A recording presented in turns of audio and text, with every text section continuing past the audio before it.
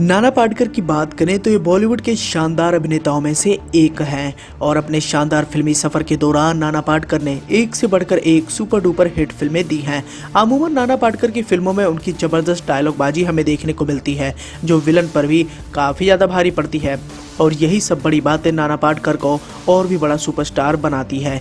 लेकिन जैसे कि आप सभी जानते हैं कि नाना पाटेकर की जिंदगी काफी सुर्खियों भरी रही है और अपने स्ट्रगलिंग भरे दिनों को याद करते हुए कई बार उनका आंसू भी छलक गया है। और इसी कड़ी में आज हम आपको नाना पाटेकर की जिंदगी से जुड़ा एक ऐसा दौर से रूबरू कराने वाले हैं जिसे जान व सुन आपके पैरों तले जमी खिसक जाएगी। आपकी जानकारी के लिए बताना चाहेंगे कि नाना पाटेकर ने बतौर पहली हिंदी फिल्म साल 1978 में आई फिल्म गमन की थी। इस फिल्म में उन्होंने वासु नाम का किरदार निभाया था। इसके बाद उन्होंने कई सारी भाषाओं में फिल्में की हैं।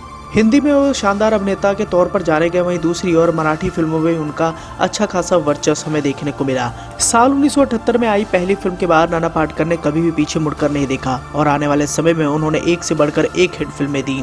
एक ऐसा भी दौर आया जब नाना पाटेकर की फिल्मों की खुमारी चारों तरफ हमें देखने को सुनने को मिली। इसी के साथ ही उनकी अगर आखिरी फिल्म की बात करें तो 2020 में उनकी इट्स माई लाइफ फिल्म आई थी, जिस फिल्म को OTT प्लेटफॉर्म पर रिलीज किया गया।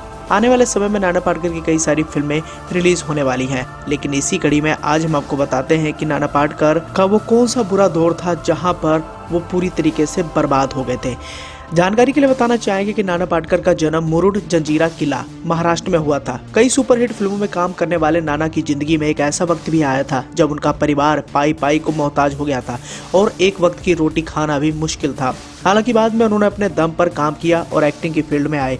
रिपोर्ट के मुताबिक नाना करीब 72 करोड़ रुपए की प्रॉपर्टी के मालिक है, लेकिन फिर भी बेहद सादा जीवन जीते हैं। हालांकि एक इंटरव्यू के दौरान नाना पाटेकर ने बताया था कि मिडिल क्लास फैमिली में पले बड़े होने के साथ कैसे एक झटके में दुनिया बदल गई थी। नाना ने बताया था कि मेरे पिता टेक्सटाइल पेंटिंग में थे और एक छोटा सा बिजनेस चलाते थे। जब मैं 13 साल का था तो मेरे पिता के करीबी ने उनकी प्रॉपर्टी समेत सब कुछ धोखे से हड़प लिया था। इसके बाद हम एक एक रोटी के लिए मोहताज हो गए थे। इसके साथ ही उन्होंने ये भी बताया था कि मुझे 13 साल की उम्र में काम करना पड़ता था। स्कूल के बाद मैं 8 किलोमीटर दूर चल कर जाता था और फिल्मों के पोस्टर्स पेंट करता था। तब कहीं जाकर एक वक्त की रोटी नसीब हो जाती थी। उस दौरान मुझे 35 रुपए महीने मिलते थे। नाना ने इस इंटरव्यू में बातचीत करते हुए आगे बताया था कि मैं 9वीं क्लास में था, लेकिन उन हालातों में शर्मिंदगी और सफल होने की भूख ने मुझे इतना कुछ सिखा दिया कि मुझे किसी एक्टिंग स्कूल जाने की जरूरत ही नहीं पड़ी। मुझे अपनी फैमिली को सपोर्ट करना था। पिता सब कुछ गंवाने के बाद काफ़ी परेशान रहने लगे थे।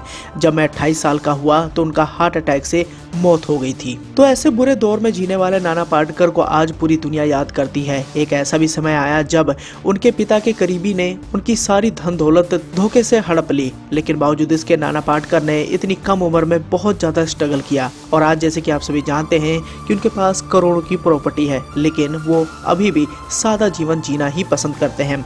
अब अगर उनके फिल्मी सफर की अगर बात करें तो नाना ने स्कूली दिनों में थिएटर करना शुरू कर दिया था और इसके बाद अप्लाइड आर्ट कॉलेज के बाद एक एड एजेंसी ज्वाइन की थी।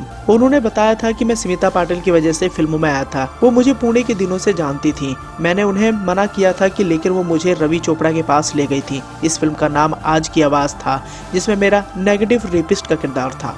यहाँ पर हम आपको इस बात की जानकारी देना चाहेंगे कि नाना पाटेकर एक बेहतरीन स्केच आर्टिस्ट है और उन्होंने मुंबई पुलिस की मदद अपनी कला का प्रदर्शन के दौरान किया था। नाना कहते हैं कि वह फिल्मों में शौक से नहीं बल्कि जरूरत से उन्हें एक्टर बनना पड़ा और यही वजह है कि आज भी वो साधारण है। उन्होंने फिल्मों में आने से पहले सड़क पर जेब्रा क्रॉसिंग भी पेंट किए थे, लेकिन आज जैसे कि आप सभी जानते हैं कि नाना पाटेकर को पूरी दुनिया सलाम करती है। अब आपको नाना पाटेकर की इस पूरी जीवन यात्रा को लेकर क्या कहना है, कमेंट कर अपना सुझाव देना ना भूलें।